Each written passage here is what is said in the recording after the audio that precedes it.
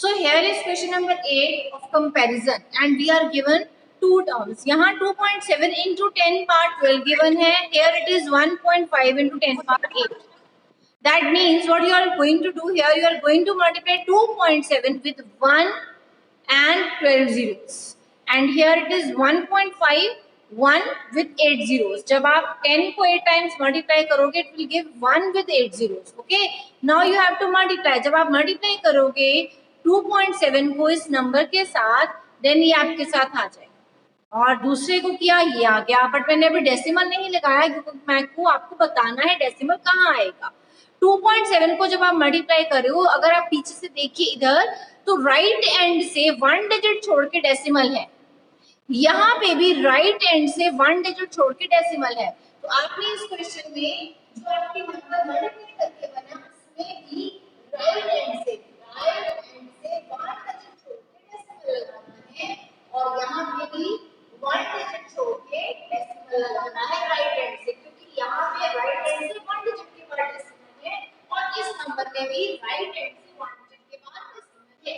तो अब अगर डेसिमल और उसके बाद जीरोस को भी कर लेना, so it is 27 with 11 zeros now. ये डेसिमल और जीरो में रिमूव कर दिया, so it is 27 with 11 zeros now. Okay. और दूसरा नंबर क्या है? 3. पहले इसके पास कितने जीरो थे? 8. now it has 7 zeros. Okay. now you can compare here. आप दोनों को कंपेयर कर सकते हो. बिगर नंबर इज दिस, इसके नंबर ऑफ डिजिट्स ज्यादा है, that number will be bigger, so you will write greater than here.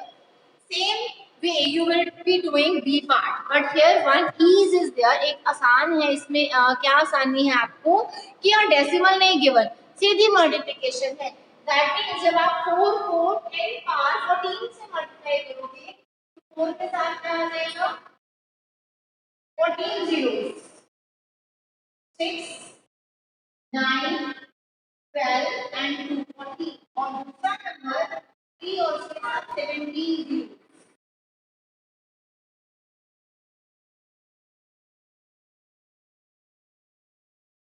Okay. और जब ये नंबर मल्टीप्लाई करोगे 4 5 4 और ये सारे जीरो साथ में आएंगे, दैट मींस 4 के साथ 17 14 जीरो.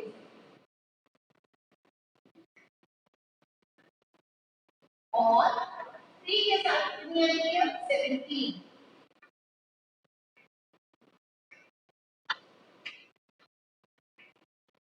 अब नंबर ऑफ डिजिट्स आप काउंट कर लीजिए. इसमें है 14 जीरोस और एक ये नंबर, वो कितने डिजिट्स हो गए? 15 डिजिट्स है यहाँ पे.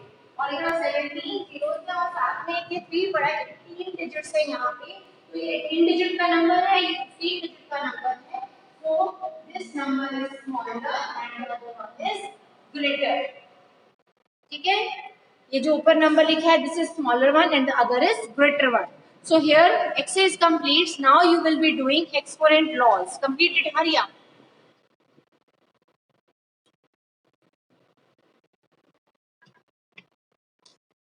Be quick.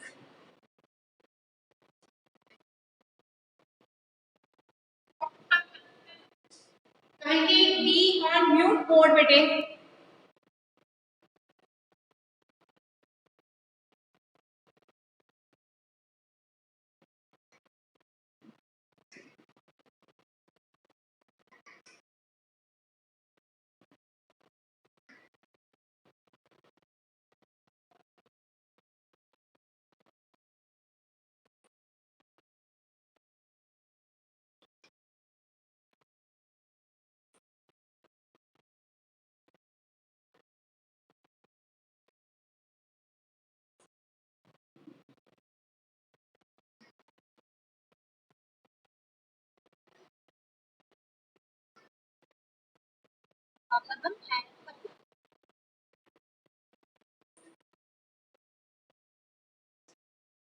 It should be done.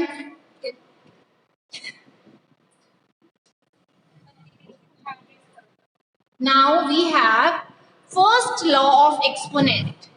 Now we are going to start laws of exponent. जैसे आपने ट्राइंगल की प्रॉपर्टीज करी थी ना, उसके बारे में जब आप ज्यादा जानते हो तो उतने ही आपके क्वेश्चंस इजी हो जाते हैं. ठीक है. जब आप किसी चीज की, किसी चैप्टर की प्रॉपर्टीज रीड करते हो तो that chapter becomes easy for you. Same way अब जो आपने एक्सपोनेंट और पार की फर्स्ट एक्सरसाइज की है, अगर इसके कुछ लॉज पता लग जाए, आपको कुछ लॉ पता चल जाए। यस बेटा।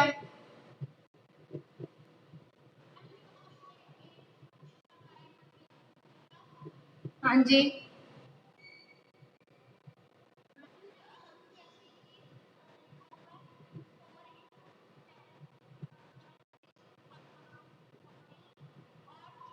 हाँ जी, लिखा हुआ है।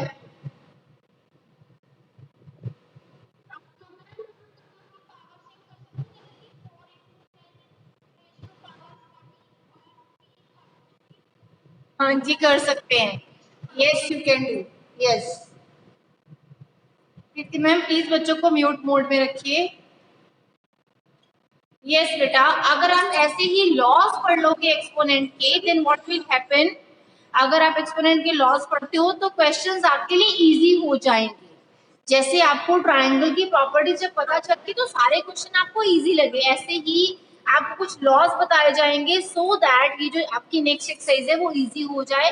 बहुत बड़ी बड़ी पावर्स भी जब आएंगे उनको कैसे सॉल्व करना है ये एक्सपोनेंट्स आपको बताएंगे। अब है पहला लॉ है multiplying powers with the same bases. इसका मतलब क्या है, पहले मैं एक एग्जांपल समझाऊंगी फिर इसको सिंबॉलिक फॉर्म में लिखेंगे। फॉर एग्जांपल एक नंबर है 3 and you are given its power is 4 and it is multiplied with 3 whose power is 7। अगर दो नंबर्स हैं जो सेम है, if bases are same their powers will be added। ठीक है, अगर बेसिस सेम हो then what happens, their powers are added.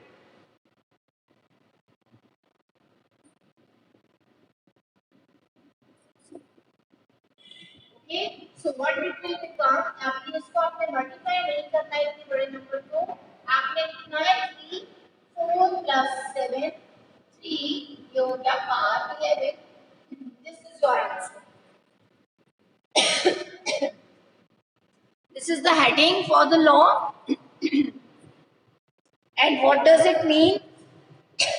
अगर बेसिस सेम है, यू नो यहाँ पे ये भी बेस है ये भी बेस है, तो इसकी जो पावर है जो एक्सपोनेंट है वो ऐड हो जाएंगे। तो आप दोनों को इकट्ठे करके लिख सकते हो, ऐड करके, that will be 3 power 11।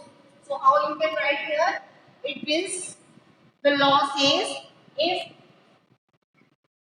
Base is same parts are added. अभी मैंने इसको एग्जांपल से बताया, इसको सिंबॉलिक फॉर्म में लिखते हैं। सिंबॉलिक फॉर्म होती है A B C X Y Z use करके। दैट मींस अगर एक ए नंबर है उसके ऊपर लिखा है 6, ये मल्टीप्लाई हो रहा है फिर से ए, बेस में फिर से ए है और पावर में है 7, तो it's answer will be a power 6 + 7 a power 13। ठीक है,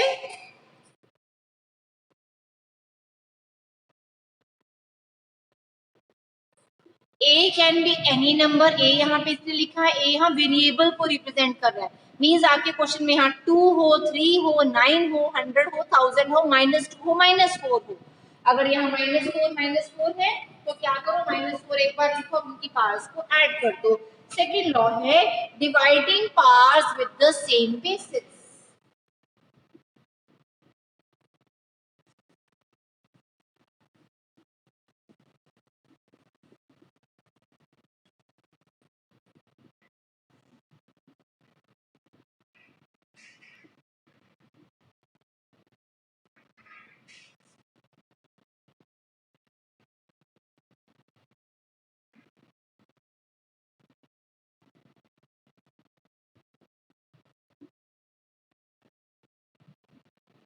अभी इसमें क्या करोगे, अगर आपको डिवीजन आ जाए, आपके पास बेस सेम है बट उनके डिवीजन आ जाए। फॉर एग्जांपल हम एक एग्जांपल लेते हैं 5 and its power is 4, another number 5 its power is 2। Okay, तो बीच में डिवीजन का नंबर, अगर बेसिस सेम हो बीच में डिवीजन हो then their powers are subtracted. Division से क्या बनेगा, सब्ट्रैक्शन बनेगा,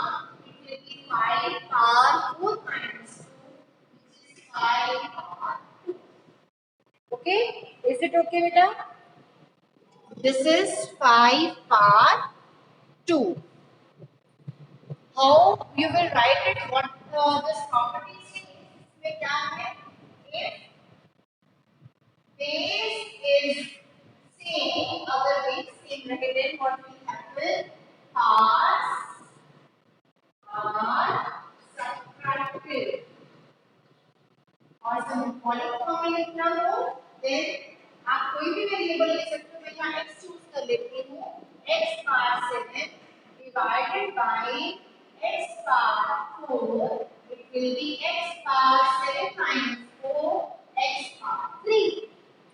x कुछ भी हो सकता है, दैट मीन्स कोई नंबर भी आपको आ सकता है, वहां पे 3 हो सकता है, दोनों में 8 हो सकता है, 9 हो सकता है, 1000 हो सकता है, -8 -500 कुछ भी आ सकता है, बट आपने यही चेक करना है दोनों के बेसिस सेम होने चाहिए. जब डिवीजन का साइन है तो ये बेसिस सेम होने चाहिए, तब पावर्स माइनस होंगी. अगर यहाँ 3 है यहाँ 4 है बेसिस में, देन आपका ये रूल नहीं चलेगा. ऐसे ही अगर बेसिस सेम है तो आप पावर्स को ऐड कर सकते हो in case multiplication sign is there in between.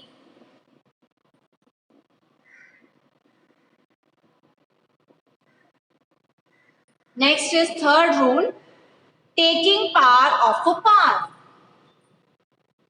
इन्हीं से रिलेटेड दो ट्राई दीज हैं, ये दोनों रूल से रिलेटेड बेटे, वो आपने करने हैं वो कॉपी पे. फर्स्ट ट्राई दीज 254 पेज पे टॉप पे दिया हुआ है, इसमें सॉल्व नहीं करना, सिर्फ आपको इसको एक्सपोनेंट फॉर्म में लिखना है, मींस पावर्स में लिखना है, जैसे मैंने यहाँ लिखा. जस्ट इसका आंसर 3 पावर 11, मल्टीप्लाई नहीं करना. ऐसे ही ये पूरा मल्टीप्लिकेशन का क्वेश्चन है, बीच में मल्टीप्लाई मल्टीप्लाई लिखा है, ये आपने होमवर्क में करना है. और सेकंड ट्राई दिस माइनस से रिलेटेड है, इसमें डिवीजन साइन गिवन है, तो आप क्या लिखोगे, जैसे यहाँ है 2 power 9 divided by 2 power 3, it's answer will be 2 power 9 minus 3 2 power 6. बस यहाँ तक करना है, पूरा सॉल्व नहीं करना. ये दोनों ट्राई दिस आपने करने हैं, ये फर्स्ट और सेकेंड एक्सपोनेंट लॉ से रिलेटेड है. Okay, next is third, taking power of a power.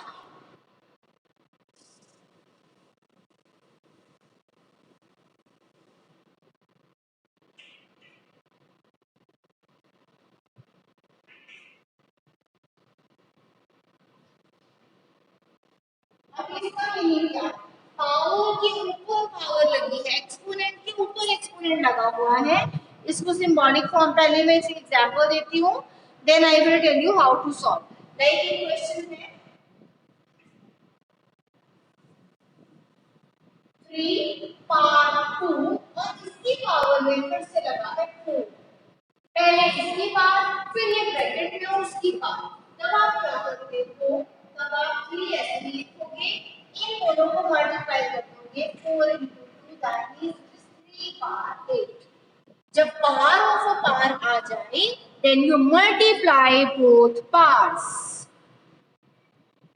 ठीक है बेटे, जब पावर ऑफ अ पावर आ जाए then you multiply both powers, that means its answer is 3 power 8. 3 power 2 and its power is 4, तो ये दोनों पावर्स मल्टीप्लाई हो जाएंगे, it will be 2 into 4 which is 8.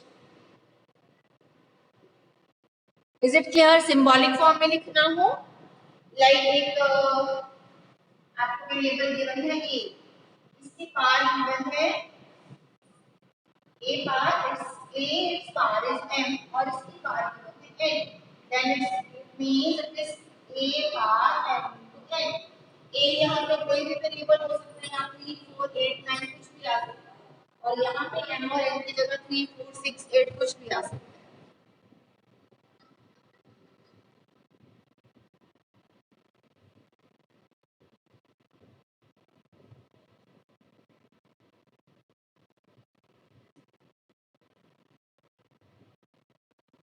यहाँ तक मैंने आपको जब दो रूल्स करवाए हैं तो सिर्फ बेस में मैंने आपको वेरिएबल लिख के बताया है, यहाँ मैंने दोनों पार्ट्स में भी वेरिएबल यूज किया. अब आप इसको भी देखने की हैबिट डालनी चाहिए.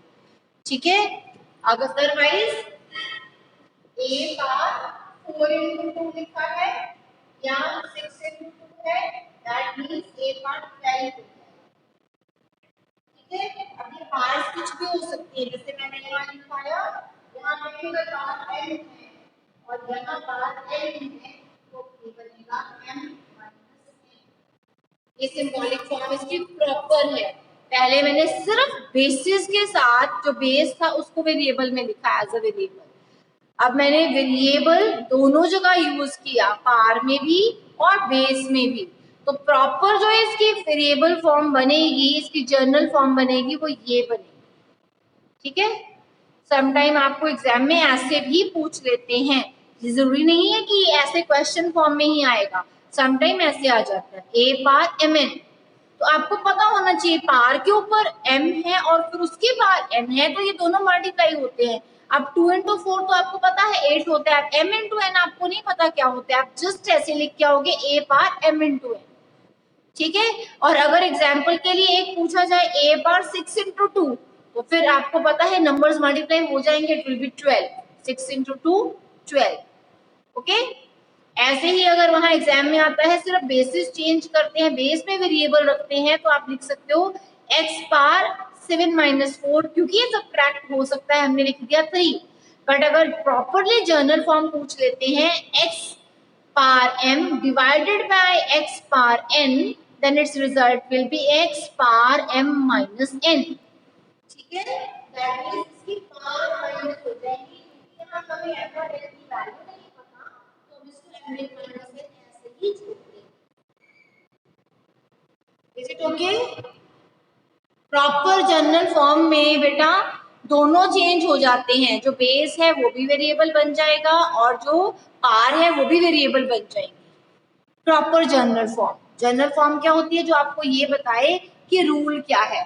यहाँ x m और n तीनों वेरिएबल हैं, तीनों कुछ कोई भी वैल्यू ले सकते हैं, 100 9 4 -3 -2 कुछ भी वैल्यू ले सकते हैं, तीनों वेरिएबल्स। यहाँ मैंने एक ही चेंज किया था, सिर्फ मैंने बेसिस को एज वेरिएबल कंसीडर किया था, पार्ट्स को ऐसे रखा सो दैट इजीली रीडेबल हो जाए। बट अब आगे फर्दर और प्रॉपर्टीज आने वाली है, तो दोनों को आपको चेंज करके भी आना चाहिए, क्या बनेगा। जैसे आपने फर्स्ट जो रूल किया है, वहां आप नीचे प्रॉपर फॉर्म लिख सकते हो, ये लिख लो से नीचे, दैट विल बी x पार m प्लस n। ये पहले जो आपको स्टूडेंट लॉ लिखा है उसके नीचे लिख लो, this is completely a general form for first exponent law। अगर ये दोनों बेस रिप्रेजेंट कर रहे हैं x और x, m और n इनकी पार है, बीच में मल्टीप्लिकेशन का साइन है, इट विल बी x पार m प्लस n। इसको फर्स्ट रूल के नीचे लिख लो, जहां multiplication multiplying power with the same base लिखा है। ये डिवीजन के लिए लिख दिया, ये मैंने प्रॉपर जर्नल फॉर्म लिख दी है। जो मैंने बॉक्स में लिखा ना बेटे, वो जर्नल फॉर्म है प्रॉपर। ये सेकंड के लिए है, ये फर्स्ट के लिए है, और ये थर्ड फॉर्म है, this is the journal form. Is it okay? Next part, next करिए बेटे प्रॉपर्टी।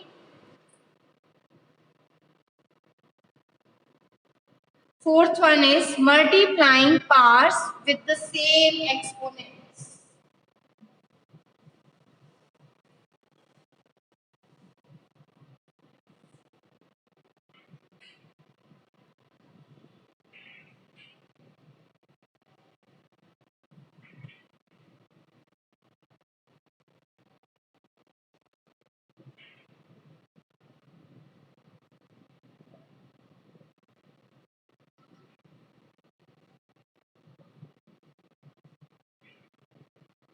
अगर एक्सपोनेंट सेम हो, with same exponent multiplying pass,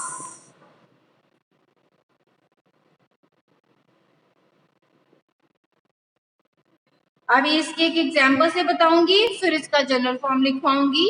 like आपके पास टू नंबर्स हैं, in exponential form you have, wait just wait,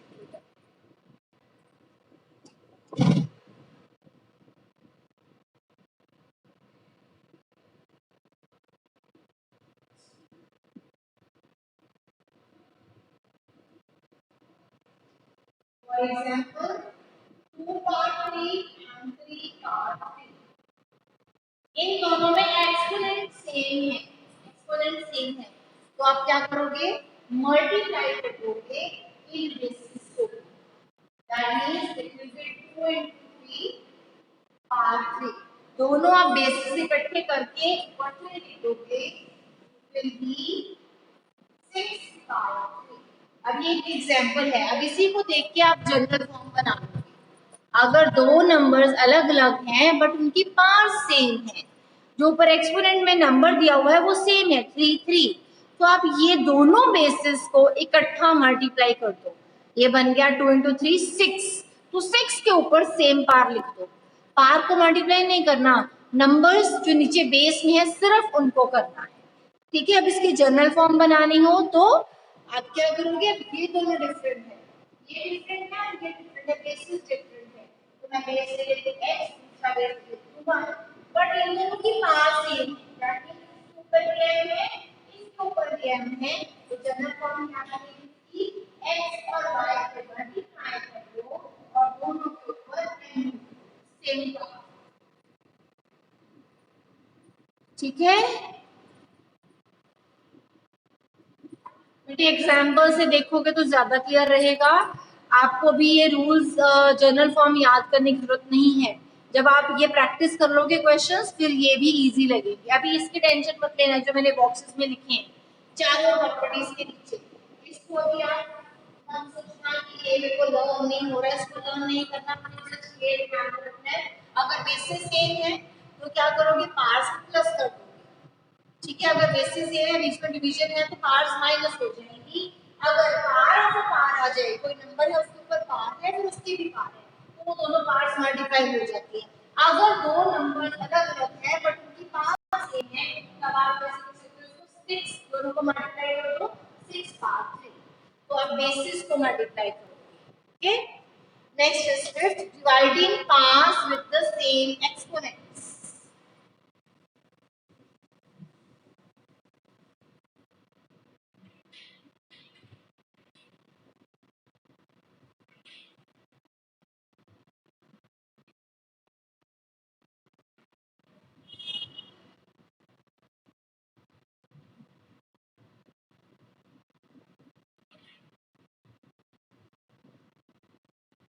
Now, one example for this. अगर आपके पास एक number है 2 पावर 4, एक नंबर है 3 पावर 4, ठीक है, इस तरह से लिखे हुए हैं 2 power 4 and 3 power 4, then what you can do, आप इसको इकट्ठा लिख सकते हो ब्रैकेट में, दैट मींस 2 by 3 पावर। यहाँ पे भी क्या है, बेसिस अलग है, पावर सेम है, यहाँ पे भी बेसिस अलग है, पावर सेम है, तो हमने क्या किया, बेसिस के बीच में जो साइन है वो मल्टीप्लाई यूज किया और पावर एक ही बार लिखी। सेम वे इन दोनों के बीच में डिवीजन का साइन है, इनको पहले डिवाइड कर दो और जो पावर है वो इकट्ठी पकड़ लो, ओके। ये है फिफ्थ आपका लॉ। नेक्स्ट है नंबर विद एक्सपोनेंट 0।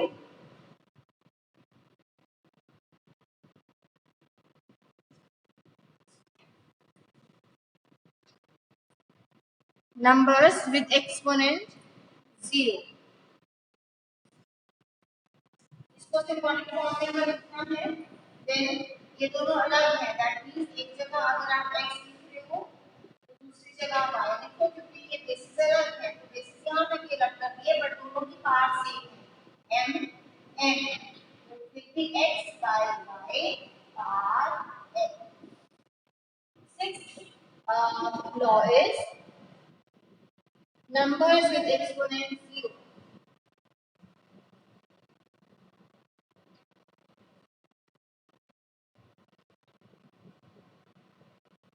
अगर 0 आ जाए एक्सपोनेंट में, लाइक 7 के ऊपर 0, 10 इसके ऊपर 0, या फिर 1000 इसके ऊपर 0, या फिर 999 ऊपर 0, तो कैलकुलेट नहीं करना, आप इसका डायरेक्ट आंसर लिखोगे 1, इसका 1 से 1, इसका आंसर 1।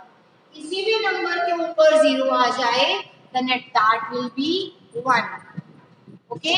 और सेम वे अगर आपने इसको सिंबॉलिक फॉर्म में लिखना है, जनरलाइज करना है, दैट मींस एनी वेरिएबल उसके ऊपर 0, पास 0 है, that answer will be 1. Is it okay? समझ गए? Now we will start exercise and we will do only first question today. Okay, first question करेंगे हम अभी, और इसमें सारे लॉज यूज होने वाले हैं, सारे के सारे जितने आपने किए. दैट इज व्हाई मैंने सारे पढ़ने लिखवाए, अदरवाइज मैं आपको एक ही दूसरों को बताती हूँ. बट इस केस में कोई भी क्वेश्चन ऐसा नहीं है एक्सरसाइज का जो सिर्फ फर्स्ट या सेकंड रूल से रिलेटेड हो. Exercise 13.2 question number 1. Simplify and write answer in exponential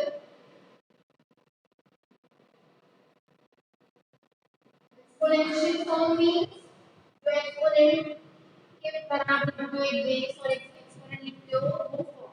ठीक है, एक बेस होता है और एक एक्सपोनेंट होता है, जहां that is exponential form. So first question is 3 power 2 3 power 8 2 4 and 8 that is 4 and 3 power 8. अब अगर इस क्वेश्चन में आप नोट करो कौन सा एक्सपोनेंट लॉ लग सकता है, चेक करिए. इससे बेसिस सेम है 3 3 3. मल्टीप्लिकेशन का साइन गिवन है. अगर मल्टीप्लिकेशन हो रही हो, बेसिस सेम हो, then parts are added. Okay, तो पार्ट्स क्या हो जाएंगी बेटे? ऐड हो जाएंगी. So it will be 3 power 2 plus 4 plus 8. Power 2 and 4 is 6, 6 and 8 14. Okay, if bases are same,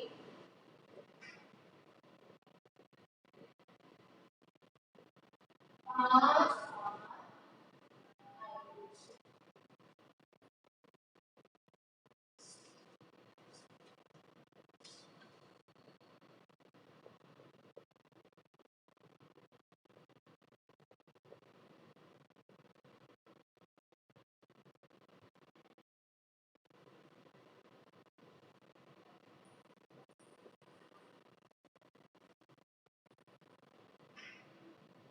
ऐसे लिखिए.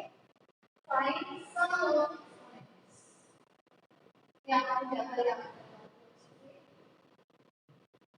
यहाँ पे sum of exponents. अगर बेसिस सेम है, मल्टीप्लिकेशन का साइन है, bases are same, have sum of exponents. Second question, 6 power 15 and 6 power 10. It will be 6 power 15 minus 10, right? Bases are same.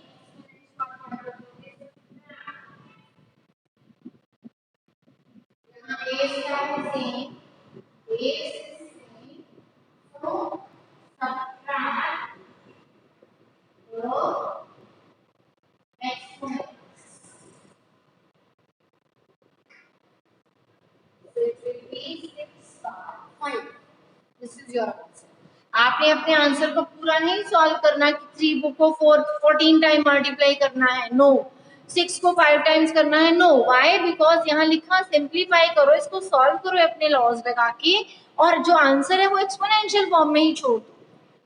ठीक है, अगर फाइंड लिख के आता है कि इसको फाइंड करो, फाइंड योर आंसर, जहां लिखा right answer in exponential form, answer में एक्सपोनेंट फॉर्म में ही छोड़ देना है. अगर लिखा होता फाइंड योर आंसर या इवैल्यूएट, फिर आप इसको पूरा सॉल्व करते. और एग्जाम में इतने बड़े क्वेश्चन नहीं आएंगे कि 3 को 20 टाइम्स मल्टीप्लाई करो, 6 को 19 टाइम मल्टीप्लाई करो, ऐसे नहीं आएगा बेटे. जहां 3 के ऊपर 3 पावर आ रही है या 2 के ऊपर 6 या 4 पावर आ रही है, बस इतना सा ही कैलकुलेशन के लिए पूछा जाता है. बहुत बड़ी पार्ट्स जब आंसर में होती हैं then they always write your answer in exponent form. Third question, a part 3 and a part 2.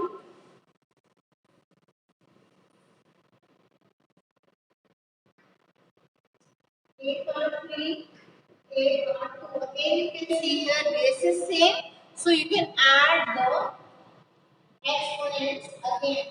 A 3 plus 2 a raised to power 5. Base क्या है ना? Base is same, so add the exponents. Okay. Part 4, 7 x and 7 2. 7 part x, 7 part 2.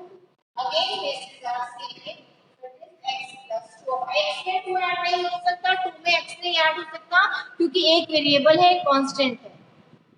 Okay, एक constant है, एक variable है, तो इसका answer ऐसे ही छोड़ दोगे x plus 2. अगर ऐसे m और n होता तो हम m plus n छोड़ देते, बट अगर यहाँ 2 और 3 होता only then we can add, जैसे ऊपर किया 5 आ गया. Okay, so you can write here base is same,